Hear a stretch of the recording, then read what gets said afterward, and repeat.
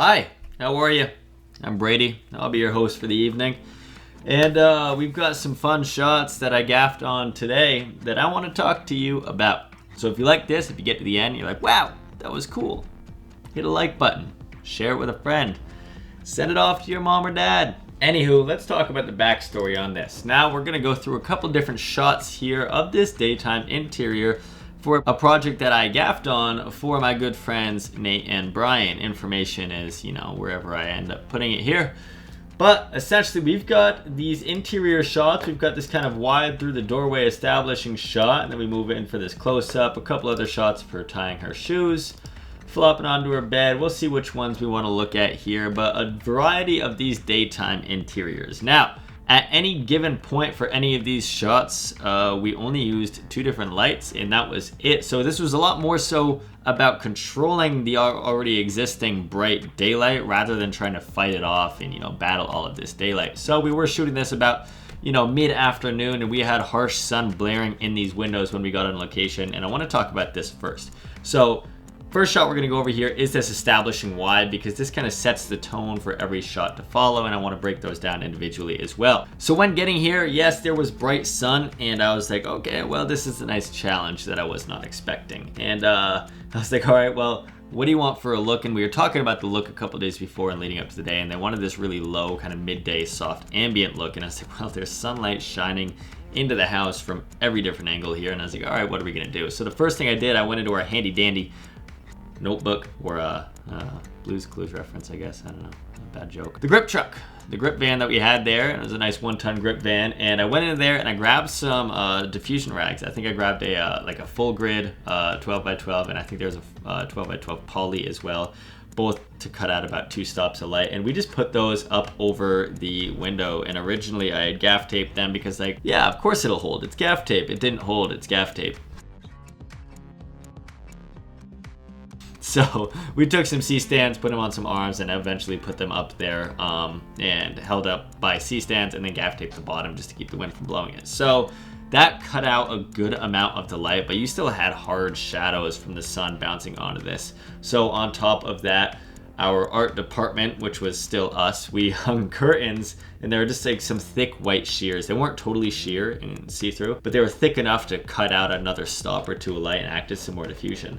So over the windows, we just clamped up a bunch of those just to block out more light. So between the diffusion rags and the curtains, we were getting just a very soft ambient softbox. And then anywhere where there wasn't a camera, we used a bunch of duvetine or solids, whatever we had, just to black out the back of the room, because we were trying to keep all of the light from bouncing in and around and everywhere, just to keep this contrast ratio that we're going for. So that kind of goes for our controls. So both on these this window that you can see in frame in the wide, and then frame left as well. We put the diffusion over those, the curtains over that, and then against this forward wall that you can not see, we just had a wall of black fabric, duvetine, whatever we had on hand in the truck. And that was just to control the light. Now everything I was looking at there, it looked pretty good, but I was like, what if we just get a little bit more wrap on her when she's laying on the bed?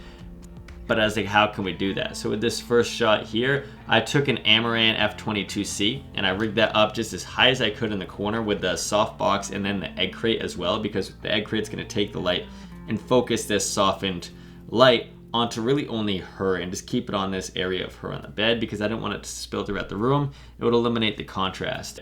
So that's the first shot, but then we started to move in for a couple of other cutaways as well. And we've got her laying on the bed, reading the book, just some of these nice detail shots. So as we moved in, we moved the neg in, all the black in a little bit closer to get more contrast on her camera side. And then that Amaran, the F22 that was once up on the corner, now we can move that in as well. So I brought that down and I just Hollywooded that. Hollywooded? Handheld? Held that up by hand and just held that right above frame line, and just to keep that wrap coming around, giving us this little kiss of like a Rembrandt wraparound light on her near side cheek. And again, that was the only light that we had in this scene. So super subtle. Again, the majority of this look is coming from our control of the outdoor light. So we had the neg on this near side. The windows were acting as just 2 large soft boxes essentially, and then just dialing in the contrast ratio accordingly. And now moving into, we've got 2 shots here. We've got the shots of her tying her shoe. I want to talk about these shots as well because we did make a few changes. And we wanted to keep that near side contrast so that the negative fill that was once behind us on camera, we actually moved to frame right against the other window, just so on her near side of camera, you're still gonna get this contrast ratio.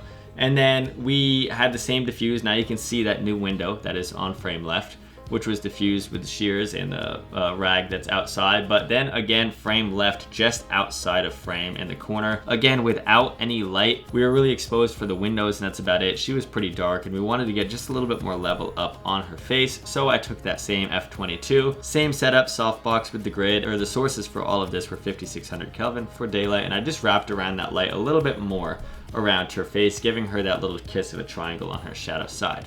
Now, one other change that I made for this one, or I guess option that I added into it, was a rim light, because she was kind of falling into this dark background and I was like, let's just bring a little hint of light motivated by that frame right window, because now we had that negative fill against the wall that we just wanted to add for contrast. But to bring her out a little bit, we used an Aperture MT Pro, which was actually just released as well, and magnetic just like the MCs, and we just hung that on a grip arm that was hanging out overhead with the magnets and just let that dangle down there, and we just had it really subtly lighting her, maybe on 5 or 10% on daylight as well, to create this edge of light kind of on her hair, on her shoulder line, etc. Got a nice catch light in her eye from the window, which looks fantastic, and then from the Amaran over there as well. So very simple lighting setups for this, and of course with the haze that we had here, and he shot this on anamorphic as well on, I want to say, the red helium, so everything just looks beautiful on top of that.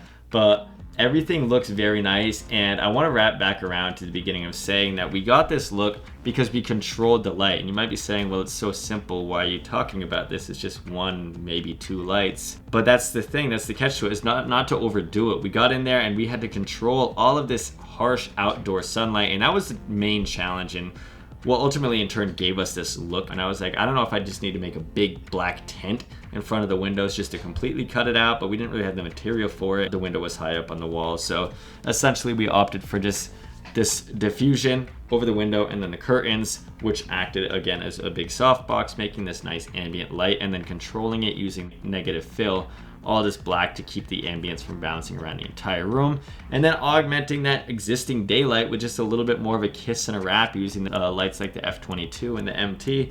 And essentially that's it. That's all we did for this. So I wanted to keep it simple and talk about this for this daylight interior.